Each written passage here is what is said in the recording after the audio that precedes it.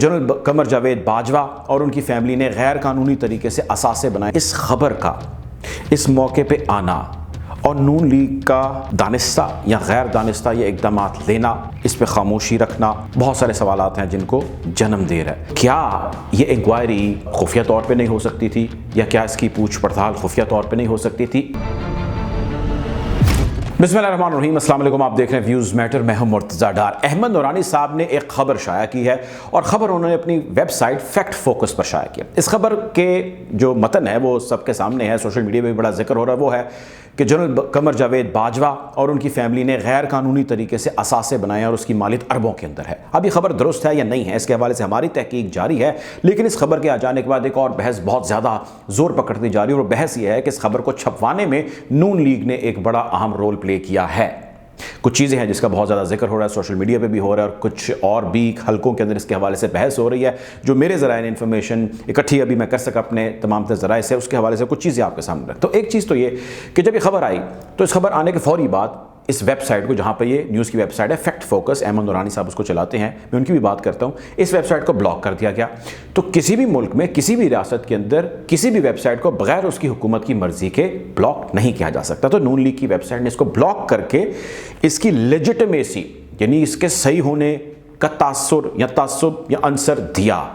کچھ تو ہے جس پہ پردہ داری کرنے کی کوشش کی گئی، چلے اس کو چھوڑ دیتے ہیں۔ دوسری بات یہ کہ اب سے تھوڑی دیر پہلے وزیر خزانہ صاحب اسحاق ڈار صاحب بڑے ناراض ہوئے، بڑے نالاں ہوئے، اور انہوں نے ایک نوٹس لیا، اور نوٹس انہوں نے پبلک بھی کر دیا، عیاں بھی کر دیا، سب کے سامنے رکھ دیا۔ اور نوٹس میں انہوں نے کہا کہ جی میں 24 گھنٹے دے رہا ہوں، اور 24 گھنٹے انہوں نے کسی اور کو نہیں، اپنے ہی ایک صاحب کو دیے جو ان کو انکوائری کمیٹی کا انہوں نے انچارج بنایا، اور ان کو کہا طارق صاحب کو کہ جی طارق صاحب آپ اس کی انکوائری کریں، اور انکوائری کر کے آپ یہ بتائیں گے کہ یہاں ہمارے محکمے سے یا ہمارے ڈپارٹمنٹ میں سے یا FBR جس کو وہ ہیڈ کرتے ہیں، ڈاکیومنٹس کیسے لیک ہوئے، اور جنرل وہ بھی جو قمر جاوید باجوہ آرمی چیف ہیں ان کی فیملی کے ڈاکیومنٹس کیسے لیک ہو گئے۔ تو کیا یہ انکوائری خفیہ طور پہ نہیں ہو سکتی تھی، یا کیا اس کی پوچھ پڑتال خفیہ طور پہ نہیں ہو سکتی تھی؟ اس انکوائری کو اون کرنا، اعلان کرنا اور انکوائری بٹھا دینا، کیا جنرل باجوہ یا ان کے حوالے سے جو خبر شائع کی گئی، جو ڈاکیومنٹس لگائے گئے ہیں، کیا یہ اس کو لیگل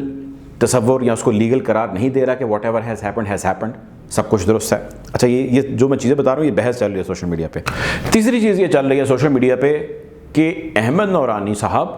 اور نون لیگ ایک ہی گروپ کا حصہ ہیں، اور نون لیگ نے احمد نورانی صاحب کو ہیلپ آؤٹ کیا ہے، اور وزارت خزانہ سمیت FBR سے ان کو ڈاکیومنٹس دیے ہیں، اور عین ان کی ریٹائرمنٹ سے چند روز پہلے یہ خبر دی گئی ہے تاکہ ان کو جاتے جاتے سکور سیٹل ان کے ساتھ کیا جائے اور ان کے رازوں سے پردہ فاش کر دیا جائے، اور نون لیگ ایسا چاہتی تھی۔ دوسرا یہ ہے کہ نہیں، ایسا نہیں ہے، آپ سوشل میڈیا پر جائیے اور جا کر دیکھیے کہ احمد نورانی صاحب اور نون لیگ کی جو لیڈرشپ ہے اس کے حوالے سے خاصی محاذ رائی ہو رہی ہے۔ احمد نورانی صاحب جنہوں نے خبر بریک کی ہے،